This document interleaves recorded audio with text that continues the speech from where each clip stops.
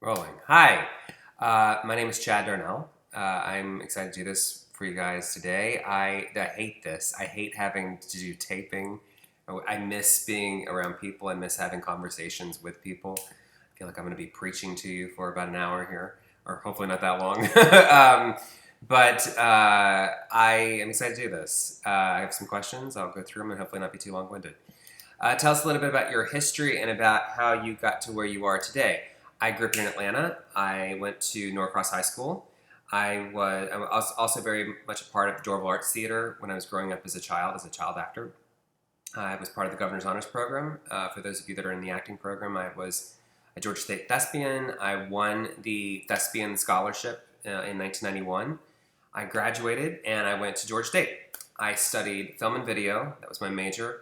I also double majored with classes, criminal psychology, which has come in very helpful working in the industry, and I minored in theater. I did that, graduated in 95,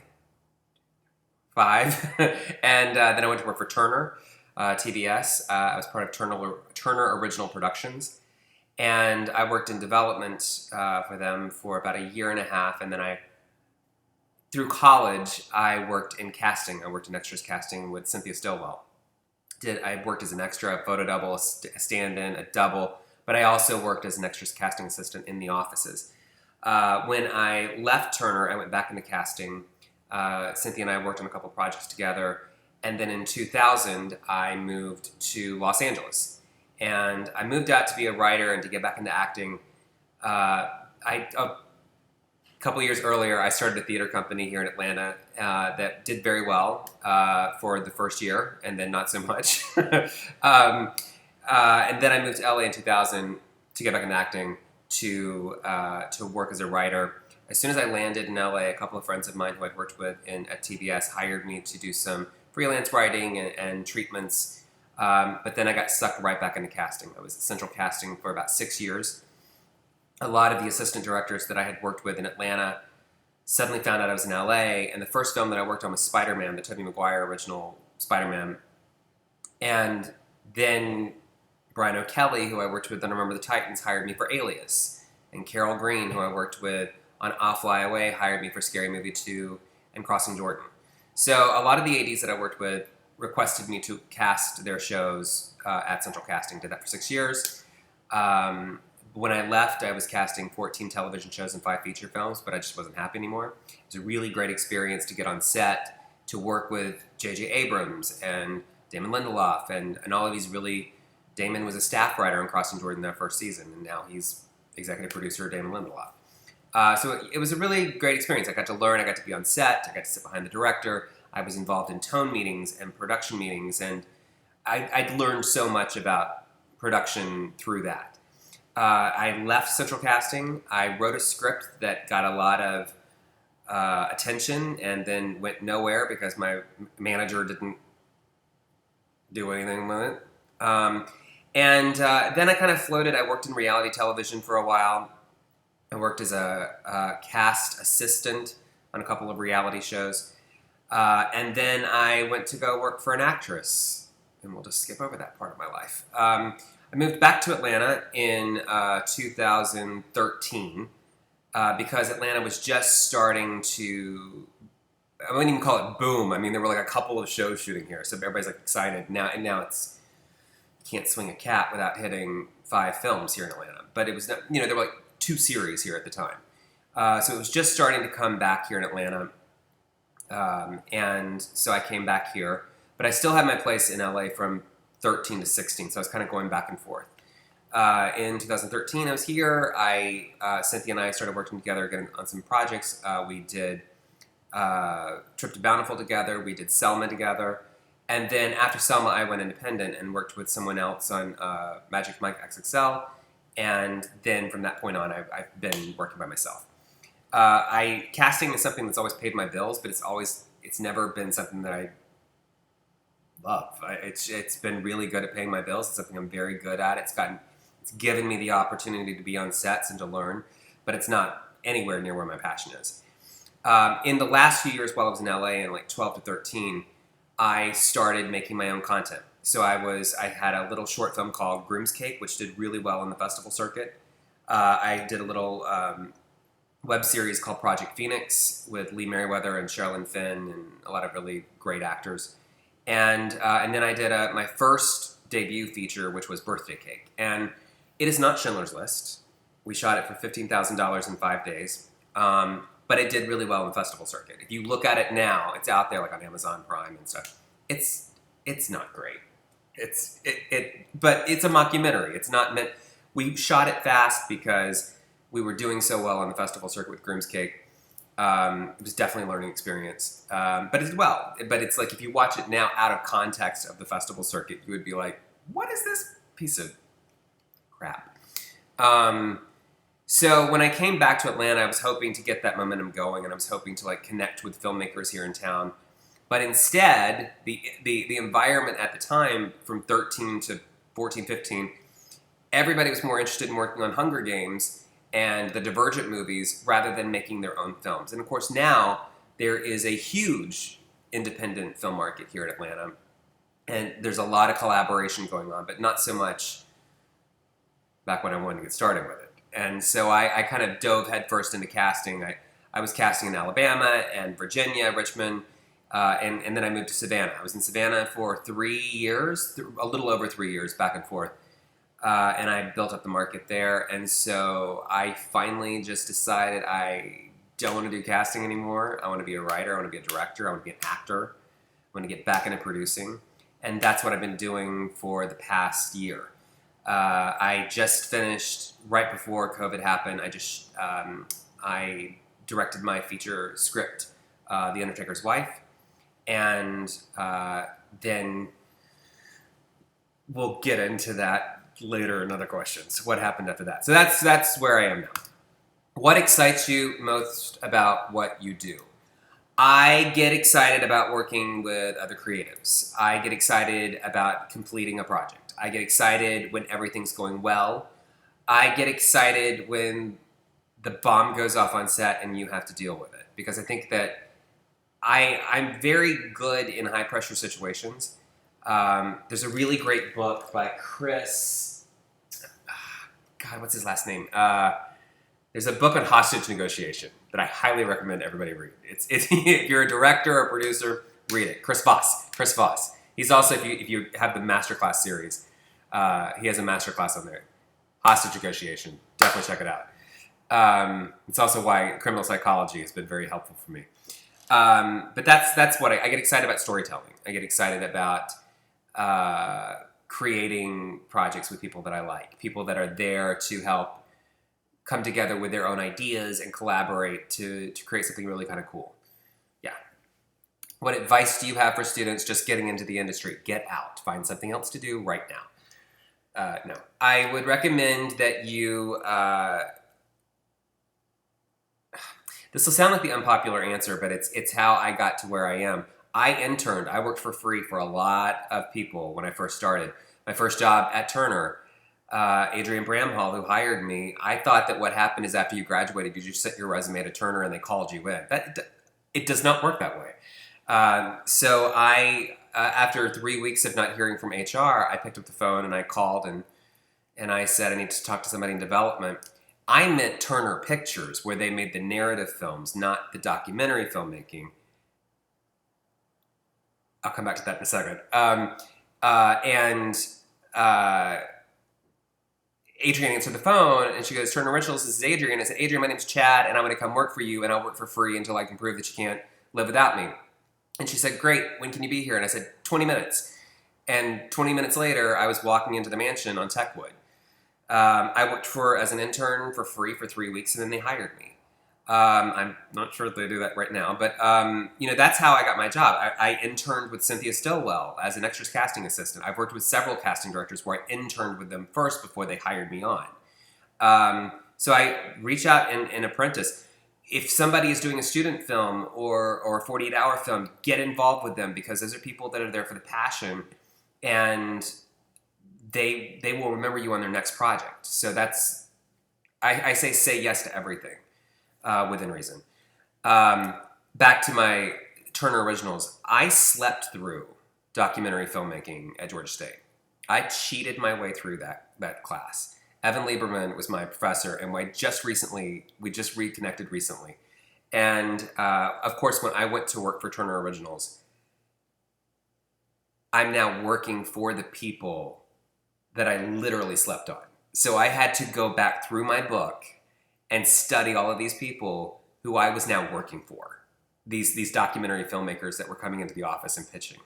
That was the greatest revenge story karmically I've ever experienced. So my other piece of advice, pay attention in class. Especially film theory. It seems like you're never going to use it. And then suddenly you have a stack of books this high because you're studying Alfred Hitchcock for your next film. So pay attention to theory, pay attention to history, pay attention to all of those classes in film and theater, that the history, that's really, really important, especially the theory. Because if you don't, you'll end up paying for it later. What advice do you have for graduating students about finding work during the pandemic? Good luck. That's all I have. Because right now, we wrapped Undertaker's Wife in February, at the end of February, and I was planning on coming back to Atlanta, finishing off my casting world. I was the casting director on the TV series Florida Girls. So I went to Savannah to start casting season 2 of Florida Girls, and then I was going to go back to LA the following week to start post-production on Undertaker's Wife.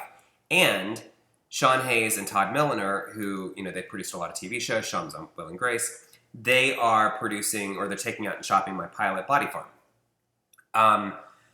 As luck would have it, my meeting to go over my pitch with them was the day that all of LA shut down and has not reopened since. They have not been back in the studio since. So that project, on hold indefinitely. Post-production on Undertaker's Wife had to be done remotely. I couldn't be in the room with the editor. So I was in Atlanta the entire time my film was being edited in Los Angeles. Since then, we all kind of stayed at home. I had one project, I was planning on shooting a film called The Intelligent in Los Angeles in July. So I went to July. The producer on that project handed me another script instead that he wanted to do first because it was potentially going to come out at Christmas this year. It was a Christmas movie. So we kind of put The Intelligent on the back burner, and for 3 months I prepped a Christmas movie that is not shooting now because of COVID, because of the numbers, because of all the things that COVID has cost us. And so now we just, depending on when you watch this, just last week, or 2 weeks ago, Intelligent was back in play. Supposed to be shooting in Brooklyn in November. And now all of the numbers have gone up in Brooklyn. They're talking about shutting down Brooklyn, right in the zone of where we were planning on shooting, because it takes place in Brooklyn now, because we rewrote it from Los Angeles to Brooklyn. So now that film is on hold. So I have prepped 2 movies now this year that have not happened.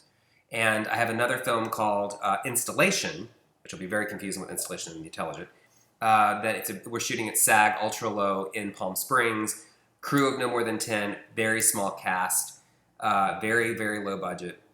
And again, so much of the cost is COVID right now. So my advice to you would be to pick up your phone and learn how to make a movie off of it. My advice to you would be find ways to get your scripts read online in Zoom calls and record them and go after productions. That's what I'm having to do right now.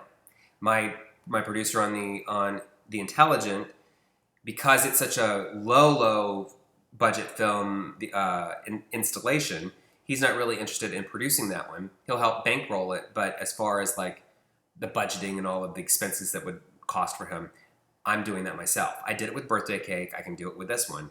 So I'm having to really, instead of allowing another person produce my film and run it with budget and hiring the crew and hiring the cast, now I'm having to do everything. So that's my advice. Get creative. Write. Definitely write. If you're a writer, even if you're not a writer, if you're an actor, write. Right now there's some Zoom theater. A lot of people are getting burned down on that. I would try to find inventive ways to make short films, because the festival circuit for next year is going to be out of content because no one is making films right now. I was on a Zoom call last week with Out on Film, and there was like 15 filmmakers, and only 2 people said that they were actually making films now. And most of them were like, I'm waiting for a vaccine. So there are ways to do it. There are ways to, to be tricky about it, but that's my advice. Sorry. In your opinion, what's the best investment an actor can make? Classes. That's the best investment you can make. Classes at Georgia State, theory classes, the classes that you're taking right now, but also it's super important if you're planning on staying in Atlanta and you're planning on working as an actor, you better be taking classes at the companies and the studios that are here in town. Robert Mello Studio, Get Seen, Drama Inc. These are all and there's just Google acting classes in Atlanta. Look at the people who are teaching those classes. If they are working actors, you should absolutely be taking classes from them, because the casting directors that are casting TV shows here flip over your headshot and resume, or as it's done now, they on Actors Access, they see your resume, they see your training, they see if you're training with one of those people that are working actors that they know put out good working students, you're more apt to be seen. You need the training they're giving you anyway. You cannot graduate from Georgia State and think that your acting education is over. It's just beginning, little bunnies. You gotta train with the people here in Atlanta. Dad's Garage for Improv. There's a lot of people out there but you gotta train. You gotta train, and you gotta get good headshots that are professionally taken. If you are not already on the various community boards of those acting schools, better get on them, because that's where the working people are. That's where the community and the hive is built out of. That is here in Atlanta. That's how they support each other. If they're making their own independent films, John O. Mitchell is an independent filmmaker here. He's always very open, looking for people of diversity, women. He's very inclusive in what he does. And so I highly recommend that you get involved in all the social media, on the pages of the acting and filmmaking community in Atlanta. Casting. This is now part 2. Since our market is predominantly one of self-tapes, what propels a self-tape to the next level? Very good question. And now we are in a new era, because it used to be that your self-tape, you had to have a reader in the room opposite you. And a lot of times the casting directors that are casting a lot of the big episodic shows, they wouldn't even send your tape in if it didn't look extremely professional. Still the same case. But now you'll see on the breakdowns that they send you out, if you get what's called an EcoCast for a self-tape, it'll say it's okay to have a COVID reader. And what that usually means is if you're recording it from your tripod over here, that you have your computer or a cell phone that's on a speaker and somebody's reading the lines opposite you. Is it ideal? Absolutely not, but they want you to be safe. So now that part of casting has been taken off the table. They want you to be safe, so if you have to do it through your phone. This is my desktop computer that I'm on right now. I've often, if I can't have somebody in the room with me because of location or timing or whatever, and I'm auditioning for something, what I'll do is I'll set the camera next to it, and the volume, you can't tell that it's tinny. So that's another thing. Lighting, get yourself a ring light, get yourself a tripod, and then get yourself a solid background. Those are the things. Do not, this is my house. I'm not doing backdrops for Zoom calls. But if this were an audition, you would be looking at everything in my house except for me. So it has to be a solid background, good lighting, good sound, good camera. Again, iPhone 11, iPhone 10. They shot part of the Avengers on an iPhone 4. This is a good solid camera. Don't go out and spend your students. You should be spending, hundreds of thousands of dollars on cameras for auditions right now. And you would be surprised, you would be surprised how many bad videos are sent to us. Don't ever have your child read opposite you. Ever. Do not ever have your child. No audition has ever been like, I really loved that love scene between the mother and her daughter. Please stop. You have to stop making the video. What is your biggest pet peeve during auditions? Actors who try to touch me. Do not try to shake my hand. It's always been my big pet peeve. And now you can't. That's my biggest one. Actors who need a moment. No, you don't. Because when we're rolling, you're not going to get a moment. You need to come in as prepared as possible. Ask your questions if you have any. Get to it. Take a beat, but you don't get a moment. Whenever you say a moment, no. And there are people that will say, this is your audition. Take the space. Take the time. No, that's not a thing. You are wasting my time. You need to come in prepared. Yes, this is your time for the 5 minutes. Again, if this were an in-person audition, which is a rarity now, and they're discouraging. But in the event, if we were to get back to a space in time where you're in the space with the casting director, and we've made nice formalities, and we're ready to roll, and I'm like, okay, whenever you're ready, go, just give me a moment. And then you dramatically turn around. No crazy pants. Come in. Know your shit. Sorry. No. Any audition advice for an actor? Don't do that. Any advice for an actor? I would say that be as prepared as possible. I also say that casting directors have very different feelings on props. I'm not a big prop person.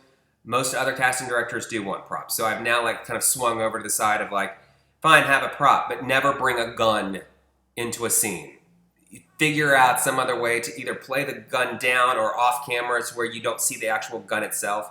But even if it's a water gun or this, that's not going to work. So keep your arm out of frame if it's a gun. If it's a telephone, use a telephone. If it's an old-timey telephone, this is fine too. We get it. It's a phone. Biggest piece of advice, do not be nervous. Own it, because it's your moment. We want you to have the job. The reason is, if it's your job, if you nail it, we don't have to spend the next 5 days looking for this role. We want you to have the job. If you got the audition, that is your opportunity to make it your own. If you get an audition, and God knows I get plenty of them, that say, you look at the script and you're like, they would never cast me in this role. Why am I getting this audition? Don't worry about it. Because you may not be auditioning for this role. You may be auditioning for another role. You may be auditioning for another movie. So whatever that script is that gets sent to you, make it your own and be thankful that you got the opportunity to get in front of that casting director. Yes, it will probably feel like a waste of time, and it's okay to own that feeling. But make that audition your own. That's an opportunity for you to be in front of a casting director. And you're welcome. Writing and directing. Tell us about what goes into the developing of a new series, specifically Body Farm. Body Farm. I pitched to Sean Hayes and Todd Milliner in 2006. It is 2020. It took 14 years to get that project to, again, a place of, let's take it out again. And the reason is, when we first created it, first came up with the pitch idea, the writer's strike happened the very first day. Again, if you notice, I'm supposed to start with, maybe Sean Hayes is my curse, but the very first day of our pitching was supposed to be the day of the writer's strike. Sean sent me an email, see you in 6 months. So, of course, we had to wait after the writer's strike for Hollywood to catch up again. And we took it out for about a solid year. And then we ran its course. We went to all the networks and studios, and it just wasn't happening. Just note that in 2005, no one's looking for shows with women. No one's looking for shows about older women. No one's looking for shows that take place in the South. These were literally the notes that we got from the studios. Nobody's making shows in the South. I literally had to compare. It's like True Blood, which shot on the Warner Brothers Ranch. It had nothing to do with Mississippi, and God, those accents were fantastic. No shows were shooting in the South. No shows took place in the South, except for True Blood. And no one was looking for shows that had a predominantly female ensemble. Definitely not older women. women in their mid 40s. So fortunately, the environment has changed. Now we can take it out. And also at the time, they said, no one's looking for a show about an anti-hero. And meanwhile, like Weeds and Dexter's getting cooked up in the back room. So what goes into developing a new series? Time, and a lot of persistence. When we developed the pitch of Body Farm, our pitch was based on the first episode, the pilot episode. Basically, if I were pitching you the show right now, I would pitch you like the first act, and then I'd take a little break and go into the characters, the main characters, and then I would go back into acts 2 through 6, or however many acts we would do. Right now, we're not doing the act format because Netflix there's no commercial breaks, and we're hoping for a Netflix kind of situation. But the idea is that you pitch out your first episode. Once you finish that, then you talk about future episodes. You talk about thematically what is the show about? Why would the show work? You talk about some of the casting involved, whatever elements you might have. Like, and we would shoot in Georgia where we have X amount of tax credit, blah, blah, blah. And then you pitch out through the trees of season 1 and potentially where it could go into season 2. You do not write out the entire pilot. It's great to have, but when you're going around and pitching it to these television shows and to buyers, you're pitching the idea for them to turn around and pay you to write the script. So it's not necessary for you to write an entire pilot and 18 episodes because they're not going to read it. Especially in your first, it's absolutely necessary for you to have an idea where the story's going. But a good pitch is where you need to start. If you're going to get a producer involved or interested, you got to have your pitch. They are most probably not going to read a pilot. That has just been my experience for the past 14 years. But go off. Write a script because writing is helpful. It's helpful for you to find the minutia of the dialogue of the character, for the needs and the wants of the characters, especially for actors. It's very important for you to create that world on those characters. So yes, write it, but don't pin your hopes and dreams on it. There's no reason for you to spend 7 months, anguishing over a line of dialogue. Get your script out there. Where does the inspiration come from your writing projects? All over. I am currently the idea for Installation came because when I was trying to sell Birthday Cake to a distributor in Philadelphia, Birthday Cake was a sweet little movie about a gay couple who is holding Groom's Cake was about their wedding. Birthday Cake, which was a full-length feature sequel, was about the daughter's first birthday. And the distributor said, he loved the fact that it had won Best Film at all these festivals, but he said, I can't buy your film. And I said, why not? And he goes, your film doesn't have any sex or nudity in it.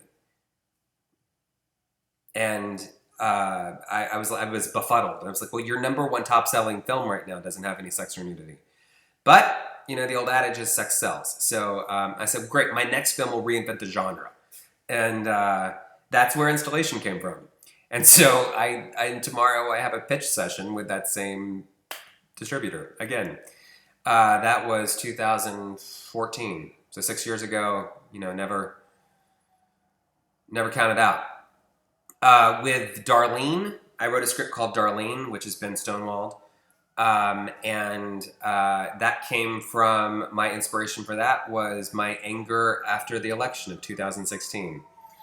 And it was written as sort of a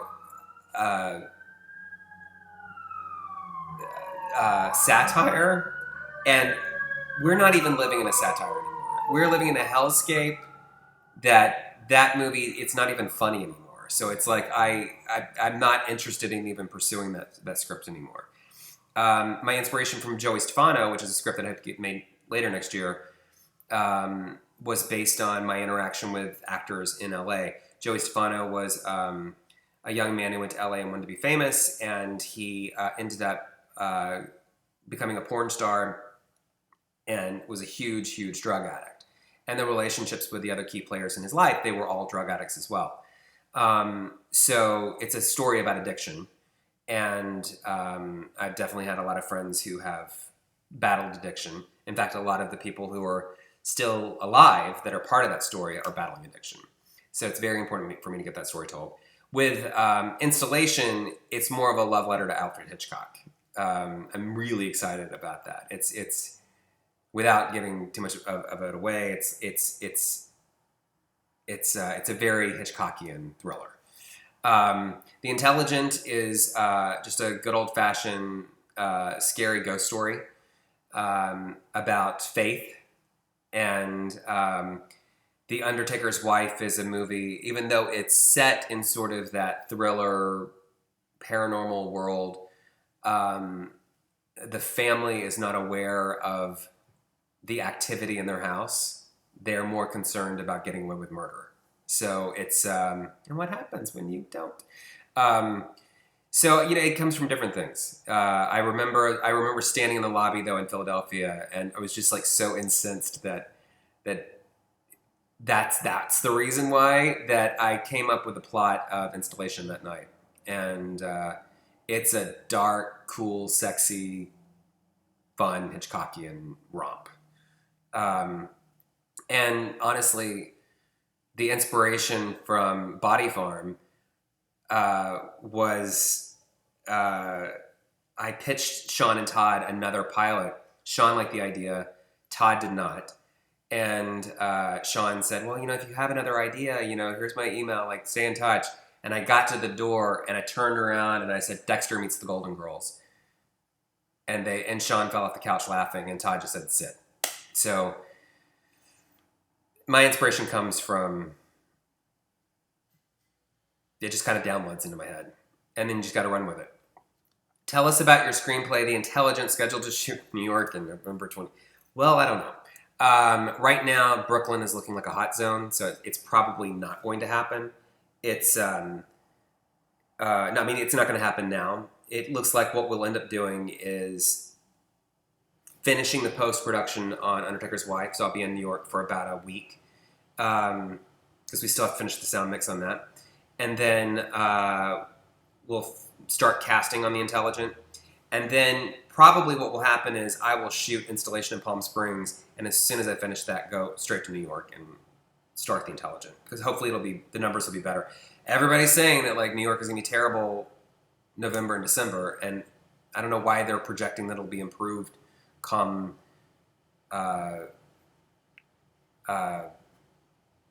January, February, but that's where we're aiming for right now. That's it for the questions. I do want to leave you with one thing.